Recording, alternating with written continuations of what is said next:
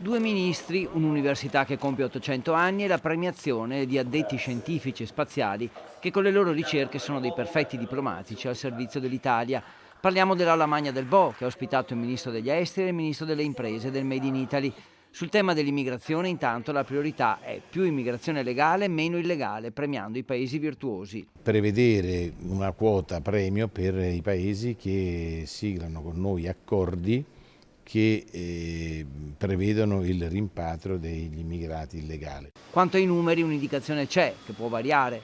Andiamo tra gli 80 e i 100.000. Vediamo quali sono le richieste delle imprese sia nel settore industriale che nel settore agricolo, quindi bisogna vedere quali sono le possibilità. In Veneto, in particolare, una buona parte delle richieste non sono coperte, quindi il numero potrebbe crescere. Ne siamo consapevoli, stiamo lavorando con tutti i ministeri competenti proprio per scrivere un testo del decreto flussi che possa farsi carico sia dei problemi dei migranti sia dei problemi delle nostre imprese che hanno bisogno di lavoratori. Per quanto riguarda le imprese, è fondamentale la sfida per diventare più indipendenti dalla Cina e attirare investimenti. Soprattutto per accompagnarle con investimenti significativi nella duplice transizione digitale ed ecologica e affrancarci dalla sudditanza nei confronti della Cina sia per quanto riguarda le materie prime critiche sia per quanto riguarda la tecnologia green. E poi il Made in Italy in Veneto, alla riscoperta delle professioni tradizionali. Quelli che potremmo chiamare i vecchi mestieri del Made in Italy.